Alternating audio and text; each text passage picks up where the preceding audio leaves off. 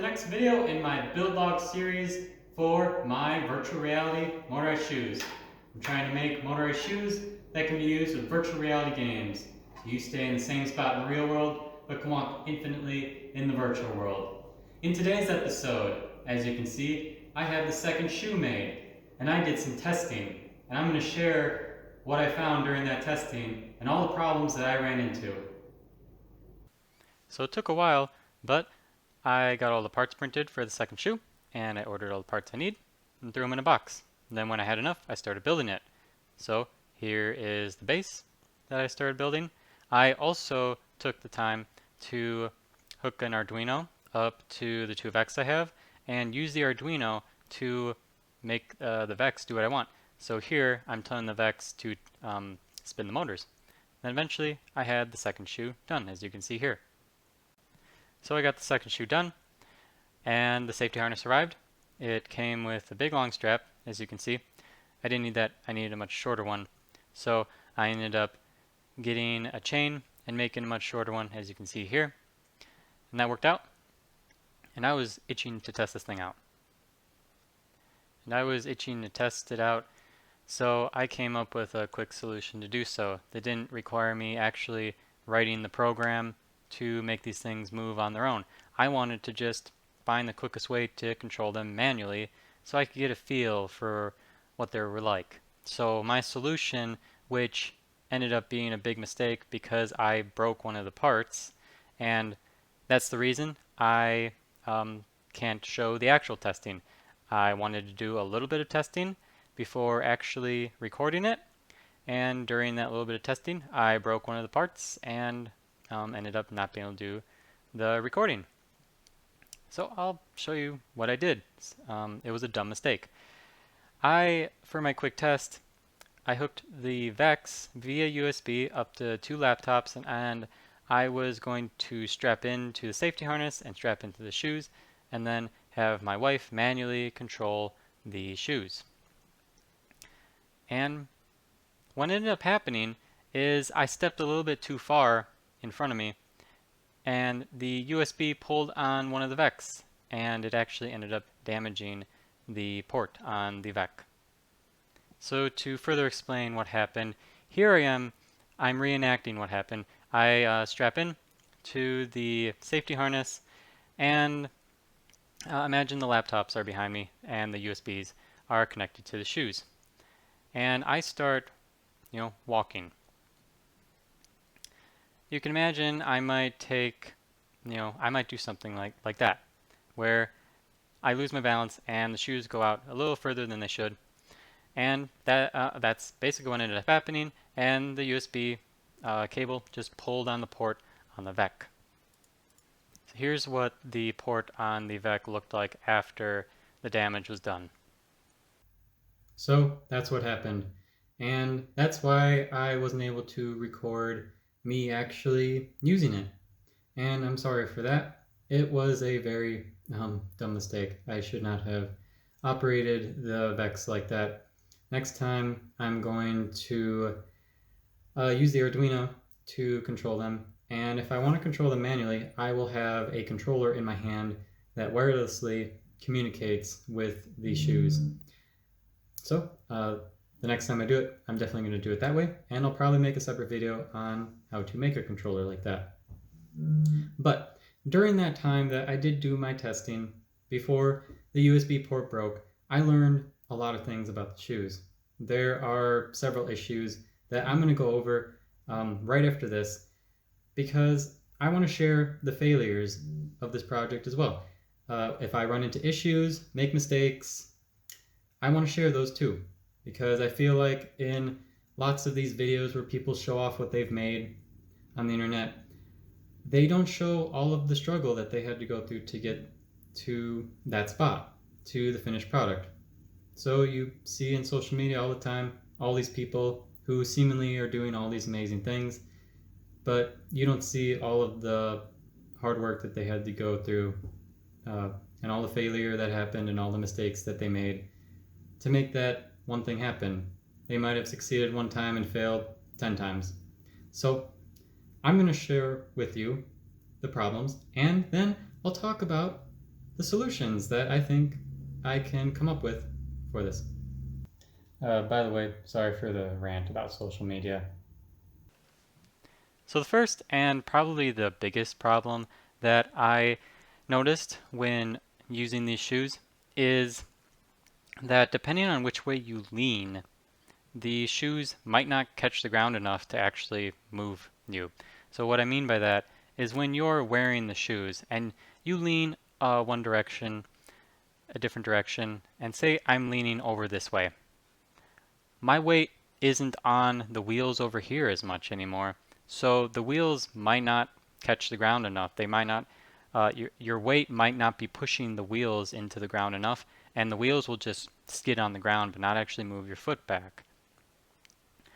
And I didn't encounter this problem before because I was always leaning in one direction and not moving all around. But when I actually had both shoes on, like I do now, depending on which way I was leaning, and if I was walking around like this, I'm shifting my weight all over the place, the wheels would just sometimes skid on the ground and not really work very well. So that's the first problem. Now the second problem, and the first one I just went over, are kind of related. The second problem is the shoe in general was unstable. It would roll around a lot more than I thought it would.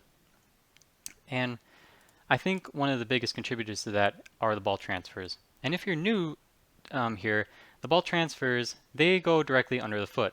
They're these things, and they just have spheres inside of them that rotate. And they can rotate instantaneously in any direction. That's why I used them. So these omni-directional wheels here could rotate the shoe in any direction, and the ball transfers could immediately react. But they just caused the shoe to rotate a lot. And my original idea, I thought I would run into this, just not to the extent that I did. And the solution that I was thinking I was going to do, and maybe will work still, is that these omni wheels would just lock in place. So if I don't want the shoe to rotate in a certain direction, I just lock the omni wheel that's in control of that direction, so that if the shoe tries to roll in that direction, the omni wheel, it won't roll, and it'll just keep it in place. But I'm wondering if there's just going to be too much strain on the omni wheels. So yeah, the ball transfers, they're not working out as I hoped. They're also a bit loud. If you actually use these ball transfers, they're just kind of noisy. This is why I'm actually using these types of ball transfers, which, as you can see, the balls are white, which it means they're plastic, they're nylon, and that makes them a little quieter. Balls that have steel, ball transfers that use steel like this are a little noisier. So they're a little quieter because they're made out of plastic, but they're still kind of noisy. So how the ball transfers are related to the first problem, where the wheels don't make enough contact with the ground depending on which way you're leaning, is one possible solution to the first problem might be to raise the ball transfers. So you can see the ball transfers are here. If I raise them up a bit so that this side is lower to the ground, it might make it so that the omni wheels also contact the ground more. So the lower I can make this thing, and the more contact the omni wheel should have with the ground. But the problem with that is if I don't have the two sides balanced pretty well, if I lower this side down a bunch, it creates this tipping problem that we've seen in my previous videos. So let me rotate the shoe. You can see the shoe tips a bit, and there we go. So the shoe will rock a bit if those ball transfers aren't at the perfect height, if they aren't aligned with the omnidirectional wheels. So I can't just lower them on one side to try and make it so the omni wheels contact the ground more. Another problem with the ball transfers. I hope you can see this, but there's a bunch of markings on my floor now. Can I zoom in a bit? Yeah, so all these marks on my floor, I believe the ball transfers made those. So they marked up my floor, and that's another problem. I think with these, I'm going to get some really, really thin carpet that hopefully the shoes will operate well on. And then another problem that we've seen before, well, that I've talked about before, is what I call the pivot problem. So all your weight is on this side.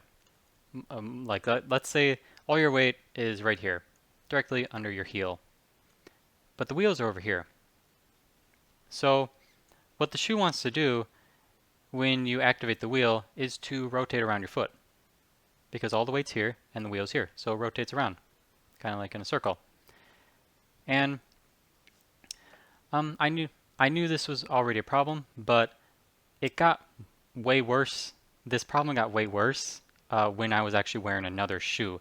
I didn't realize when I was doing all this testing with just one shoe and I was holding on to the table to keep my balance, I don't think I realized how much holding on to the table actually helped, because I didn't really notice this pivot problem very much when I was holding on to the table. But when I was wearing two shoes and I didn't really have anything to stabilize myself, I noticed the problem a lot. And one of the solutions to this problem might be that if the shoe needs to go this way and it starts pivoting off to, say, the right, the second wheel will start rotating left to counteract that.